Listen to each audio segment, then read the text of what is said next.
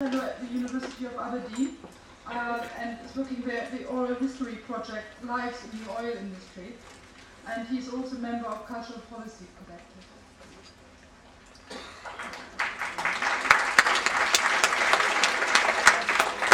Thanks very much. I had several different talks that I was going to make today. I'm not sure which one of them I'm going to make. There was several that came to mind yesterday. I'm not going to talk a great deal today about my own work. I'm going to show two or three images at the beginning and then some images at the end from two different projects, both ongoing, although one's almost completed. This image is attached to the work that I do in Aberdeen. The late Bob Ballantyne survived the Piper Alpha disaster that took the lives of 167 oil workers in 1988. Always a strong trade unionist, Bob never liked the nickname Tigers that is used for offshore workers.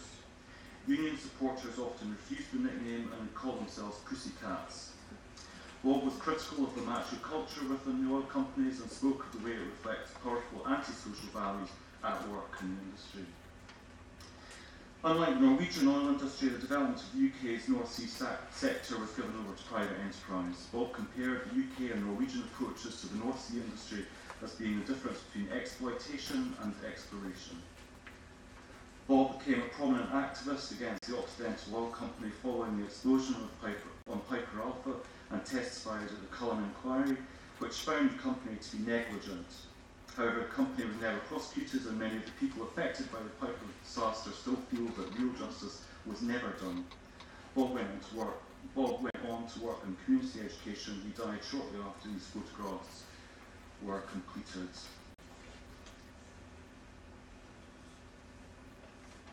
That's Bob Ballantyne there. Is this in focus, reasonably? It's not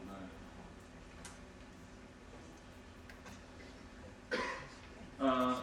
This is an image which is related to Bob Ballantyne's life story in the oral history project Lives in the Oil Industry. It's called The Inverted Coal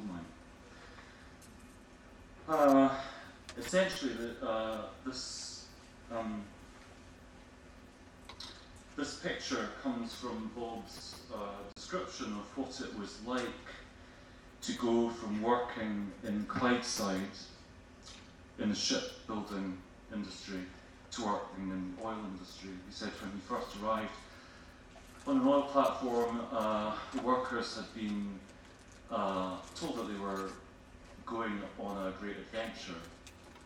In fact, when he arrived on an oil platform, he said it was like being on a ship that was going nowhere. After he'd experienced the working conditions in the oil industry and labour relations, he said it was like an inverted coal mine, which is where the title and the montage, the digital montage and work in this image, that's what it all relates to. The shadow is, of course, the shadow of a pit's head. This is quite a significant metaphor because, in many ways, the whole history of the North Sea oil industry is related to the Thatcher period in Britain and the defeat of the miners that Russell was talking about earlier. The revenues from the oil industry were used to pay for unemployment and deindustrialisation in Great Britain. The relation between the oil industry and a phenomenal rise in the speculative economy, which now accounts for, speculation now accounts for 98% of the international economy. Only 2% of the international economy relates to real goods and services. The relationship between oil, the petrodollar system, and the sustaining vast levels of American debt really underpin a lot of what went on in Great Britain under Thatcher and later on at the same time in America. And I could talk a lot about, I could talk about this particular image in terms of sort of fashionable language of the culture jam and all of that kind of stuff, but I don't want to, because there's really not much worth saying about it. The subversive potential of an image like that is not in the image, as far as I'm concerned. If there is subversive potential, it's all around it in the context of the North Sea industry. The North Sea industry is quite has an interesting history, which is very alive right now. Both in the North Sea, the oil industry has produced what in trade union terms are deviant cases. Both in Norway and in the UK, unions have grown up which have broken with the national corporatist traditions of trade unionism and have forged more radical democratic models that are go back to an earlier period of militant history. Scandinavia is very important here because between 1928 and 1938, the three most militant countries in the world, that is the three countries that lost the most days through strike action, were number 1 Norway, number 2 Sweden, and number 3 Denmark. The corporatist social democratic settlement that Scandinavia is well known for in the post-war period was built on this militancy, even though it involved a purge of the left in 1945-1946. Norway was a particularly unique case, as it had the only social democratic party in the interwar period that was also a member of the Comintern. Many of the leading Norwegian social democrats were former Bolsheviks who left the Soviet Union when they realised the way things were going. Today, the two unions in the North Sea who have broken with the corporatist tradition are considering a merger. This would be an important historical moment because, as far as I know, this has not yet happened, at least since globalisation. Capital has globalised itself. Labour has been divided by globalisation. In the jargon, globalisation is the international division of labour. So trade unions merging across national boundaries is precisely the thing that men like Digby Jones of the CVI fear most. I'll come back to photography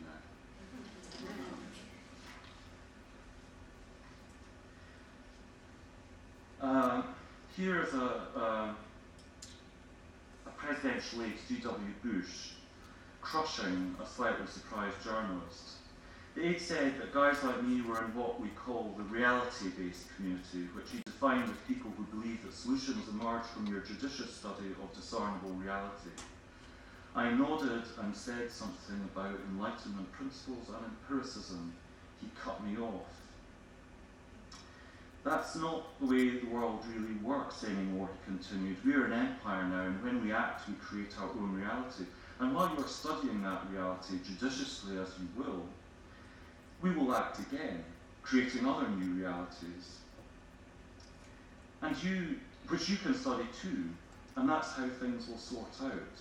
We are history's actors, and you, all of you, will be left to just study what we do. Sorry, if I can move that slightly.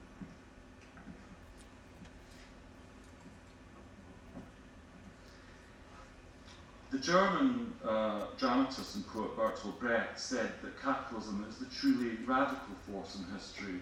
Communism, he thought, was a force of moderation. In this, Brecht might have shared Walter Benjamin's point of view, who wondered if Karl Marx was right to think about revolutions as the locomotives of history. Benjamin thought perhaps they were the emergency brakes that the human race is reaching for. In this view, capitalism may be thought of as the really subversive. the real source of subversion. And these thoughts might have some bearing on Lenin's statement, "I don't know how radical you are or how radical I am certainly not radical enough. That is, one must always try to be as radical as reality itself." There's worrying shades of Tony Blair in that quote, actually. I wanted to introduce these quotes as a way of recalling the roots of anti-naturalist realism in photography, which is going to be the main thing. This is going to be the talk that I am going to say. This is a dialectical form of representation known to many as social realism, and it depends very much on a strong juxtaposition of imagery, which could show class relations and use of sequencing that might grasp what Hegel called the social whole. By the time of Theodor Adorno and what was called negative dialectics, Adorno could say that the whole is always wrong. However, between those two ends of the philosophy of historical materialism, we have the problem of truth value. The social whole is a struggle, in other words, a struggle of comprehension. In photography, this often found a significant place in the left-wing press and workers' publications in Europe during the interwar period, but it was also bound up to a huge expansion in readership for print media that occurred during the First World War and after. The power of this media was certainly expressed in an empty spectacle of mass society, of which many photographers had made good careers in pursuing that spectacle. But the realist social whole was nothing if not a counter-narrative to this type of surveillance.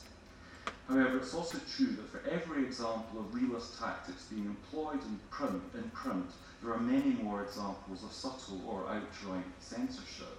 I was thinking when Russell was talking about Humphrey Spender and mass observation, one of the documentary movement was always kind of accepted the state's view as the neutral standpoint. Humphrey Spender, this created a lot of problems for the documentary tradition. Humphrey Spender is interesting, I think, in the history of British documentary, because he's one of the very few photographers who actually confront or tried to confront the problem. But when he tried to do one realist picture essay and picture post that was based in Newcastle, which was published, he was sent back to rephotograph the entire story again. And there was a second picture story done about Newcastle. Spender claimed that he had been using kind of realist tactics in the first picture story. Having looked at picture codes, I thought they were very understated ones, but nevertheless. Realism was brought to Britain in the work of emigre photographers and picture editors, but it rarely gained much visibility here. The notable exceptions were, of course, Bill Brandt in English at Home, Edith Tudor Hart in her unpublished book project, Rich Man, Poor Man.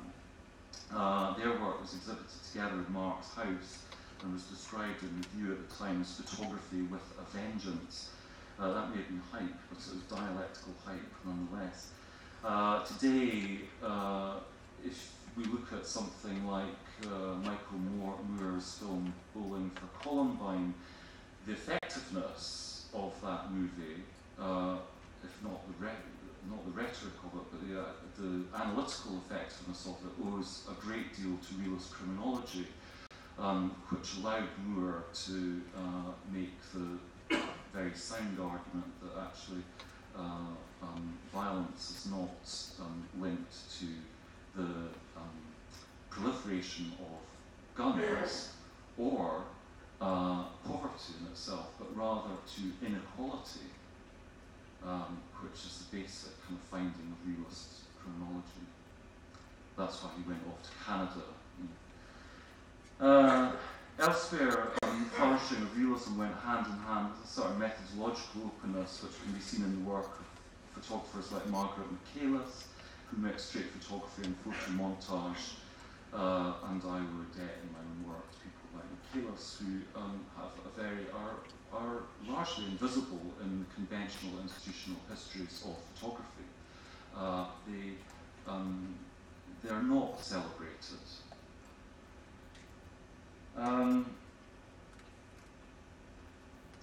lively discussion of realism in the interwar period, and the fruits of this seem to have persisted through the Popular Front period, which is often seen as its end point. But I think the realist project was only really extinguished in the Nazi-Soviet Pact of August 1939. Now, I guess it's pretty obvious that I'd argue that realism needs to be understood in a fully politicised context, and later on I'll try and say more about why I think this is absolutely vital. But for now, I'd just like to emphasise my difference from those who do separate the discussion of realism, if there is any discussion of realism, who do separate the discussion of realism from broader social politics, and who would reduce the question of realism into an atomised history of the modernist avant-garde. I think this is mistaken, and I find it worrying when it reaches the point where writers reposition the words of long-dead photographers and manoeuvre the problems of realism out of any meaningful political frame. It also forgets, this kind of discussion, I think, also forgets the role of the avant-garde in relation to the state. It's worth remembering T.J. Clarke's book, Courbet and the People, where he distinguished between the avant-garde, who are always on the side of the state, and on the side of forces of law and order when it comes to insurrectionary politics. The rather repressive Cold War settlement, often characterised as the documentary tradition in photography, should, I think, be understood as a break from all debate about realism. For that reason, I worry about the idea of celebrating it. What documentary, in my view, amounted to was a return to 19th century naturalism, and in this respect, the similarities between Boy Meets Tractor socialist realism in the East and the New Outlook humanism in the West are far more telling than their differences.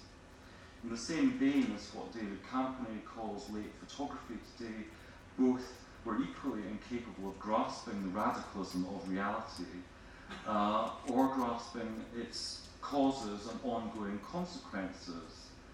And it tends to sink into a discussion of ambiguity, which I thought came out a lot yesterday, which I want to deal with, try and address.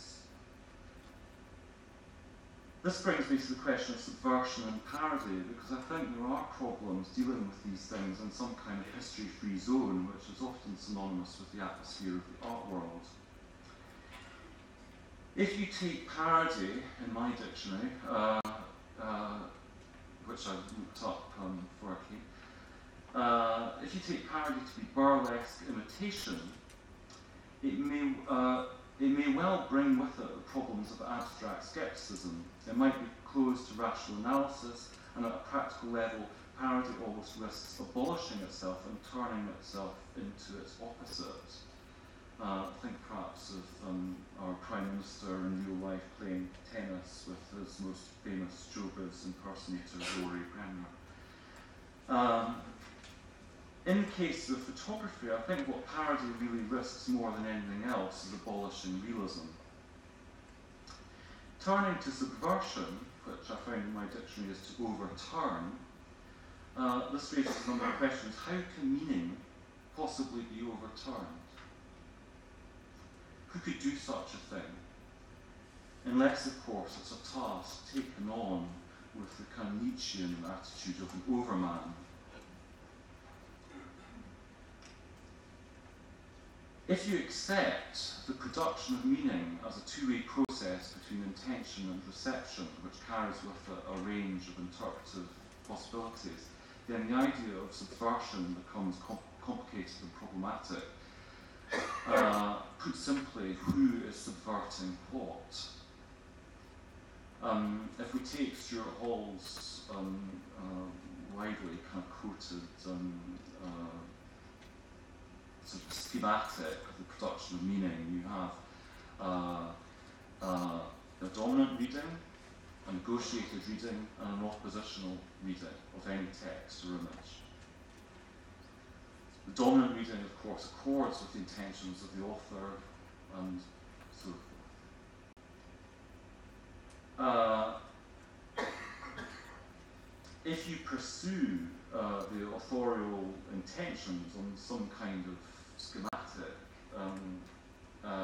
with this sort of authorial sense of subversion, the kind of production of meaning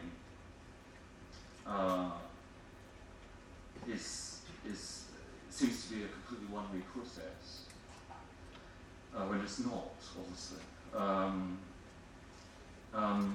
If we accept that production of meaning is ambiguous, why are artists attempting to make it more so?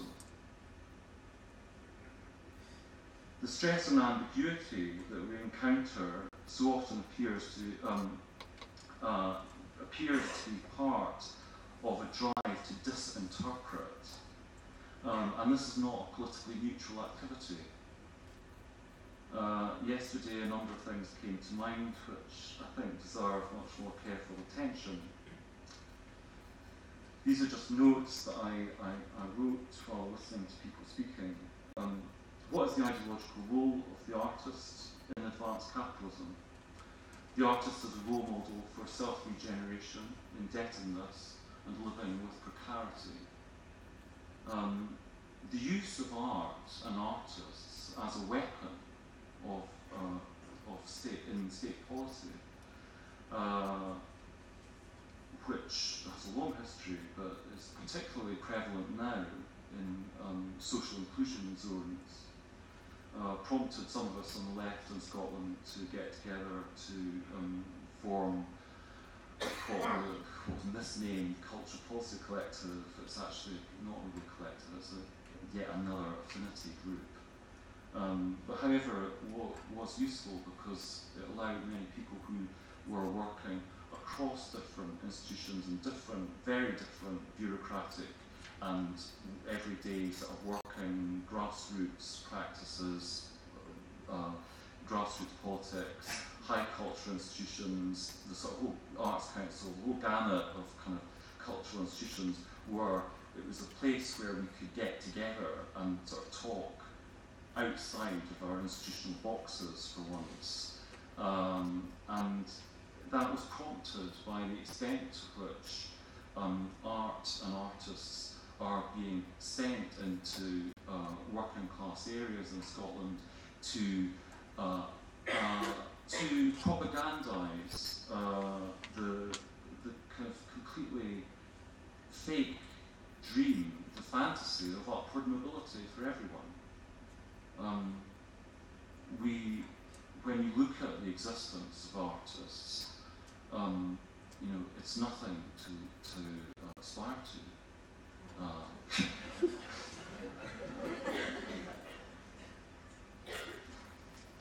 But thankfully, because some artists realised what they were being used for, they were willing to speak out. Now, let me get back to the main text.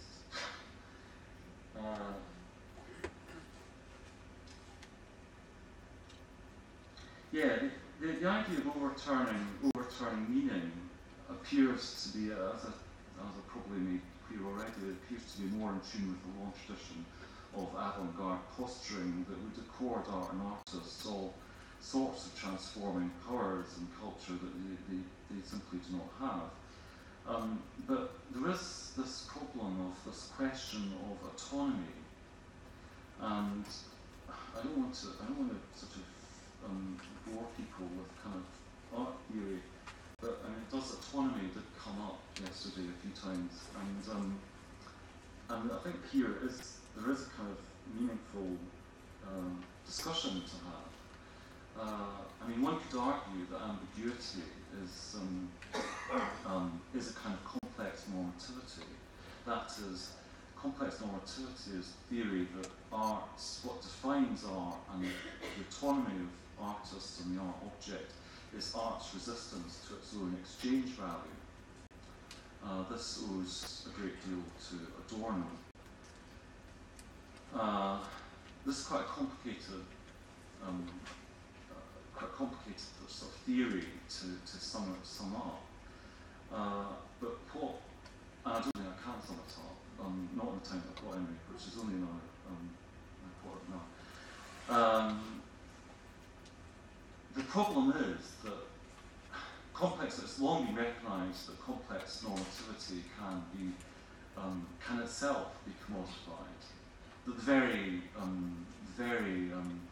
very expression of complex normativity, for example, in Carl Andre's bricks, is actually turned into the kind of the fodder of the art world and the art market. The question I think that I would suggest really needs to be asked by all artists who take autonomy and art seriously, and I'm not one of them, but for those who do and who want to hang on to the word art, the question I think that has to be asked is not about the complex normativity of art, but rather the complex normativity of capitalism, which is much, much more subversive than any artist can be.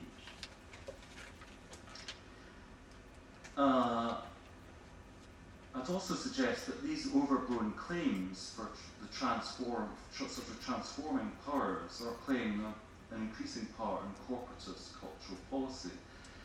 This attempts to enclose and encompass cultural production at all levels, and it does so by parading essentially a 19th century criteria of culture as a set of artifacts and moments of free expression, which can still sit conveniently under Matthew Arnold's famous words, the best that has been thought and said. But this has very little to do with the 20th century understanding of culture as communication, which is enshrined in UN declarations and things like that.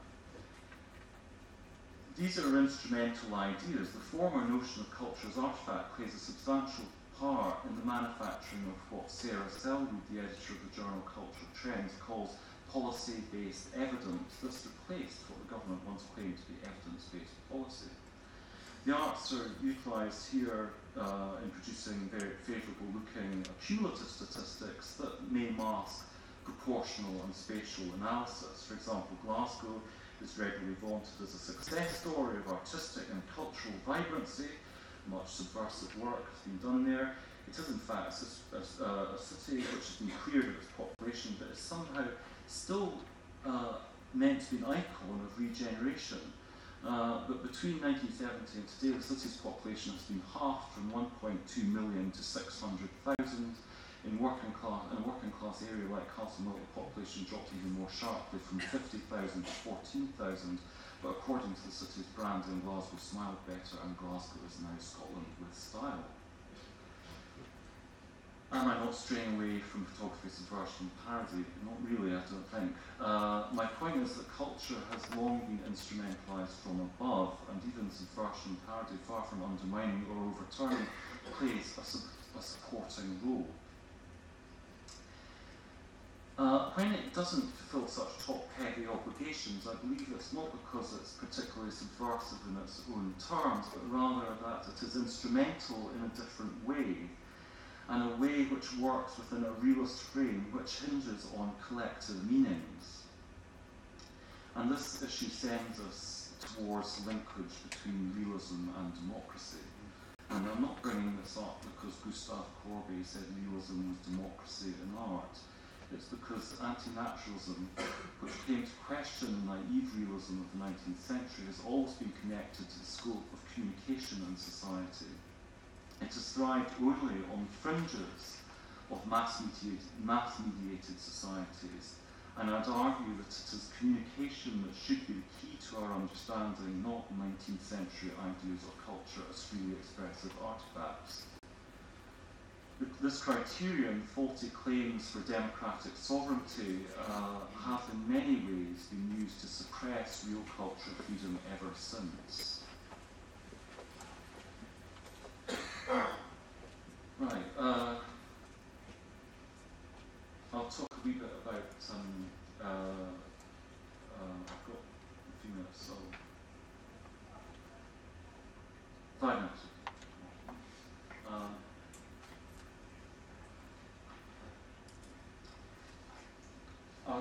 got some slides here and some images on PowerPoint, but I think the PowerPoint might not work because the image files are too big. It's my fault. So I'll just show some slides quickly.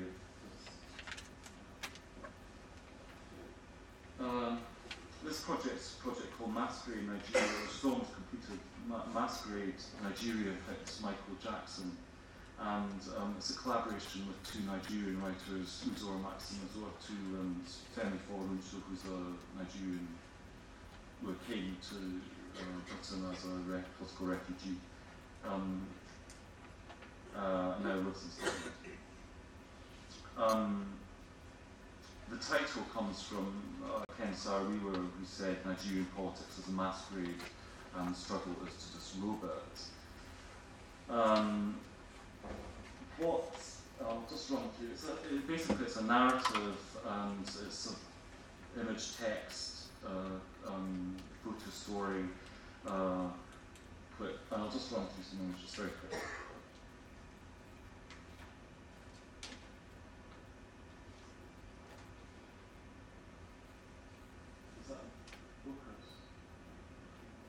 Sorry, some of these slides are pretty awful actually. That was very dumb. I need to trade beats with Michael. I'll read out the titles in case anyone's not got their glasses or something. A hero made for Nigerian roads. Rescued by Maverick twins.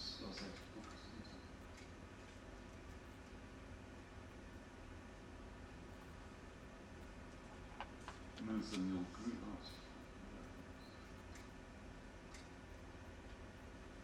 That's moves in the old grooves. Credits and recriminations from the mic spot.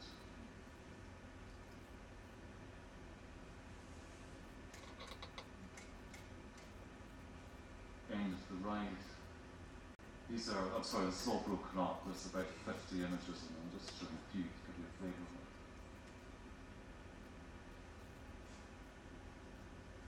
From behind the scenes, makeover,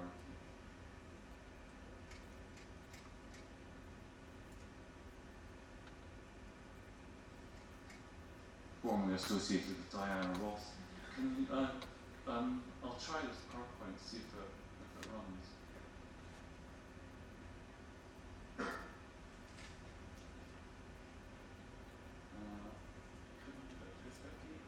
Oh, that's all right. That's okay. It's very, very dark.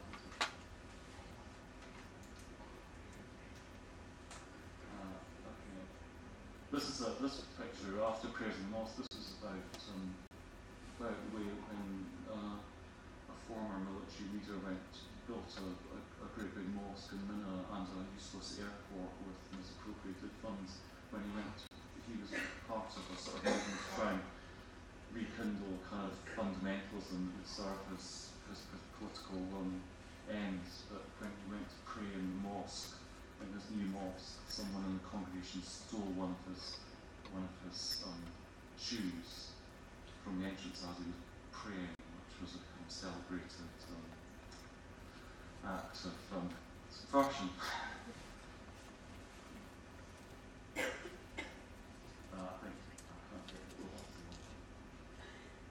What I want to say, I think I'm running out of time if I go on.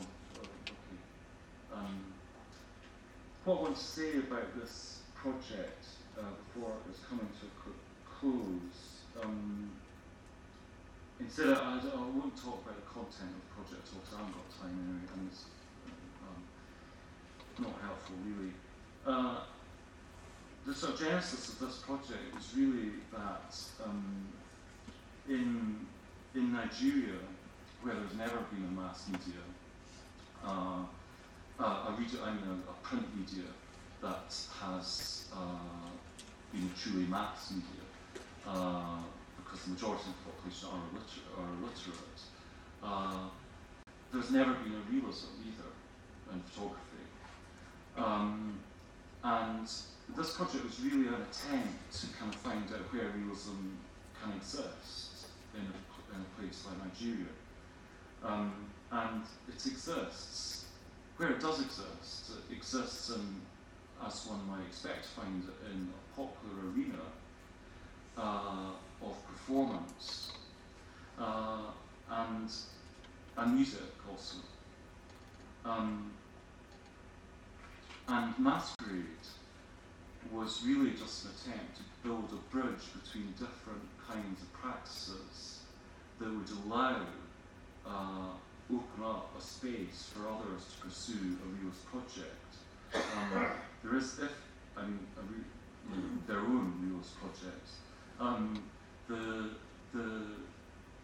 There is a huge expansion in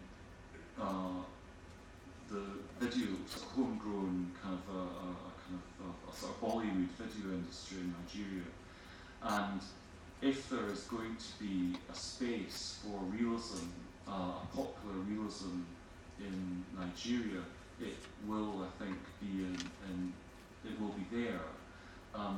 But Masquerade was really a kind of challenge to this, the film form, because in a sense it was about, it took the form, or it takes the form of a film that couldn't be made. Because I think for those of us that are interested in pursuing realism and are conscious of its sociological base, then it's perfectly obvious that video presents presents a very, very important opportunity for anyone wanting to pursue realist projects. However, it's also a space that has certain limits, so Masquerade was trying to kind of both bring together these different kind of traditions where radical meaning could be expressed and come through, but challenge the conventions of the existing film industry in Nigeria. I think that's me. Thanks very much for inviting me to speak.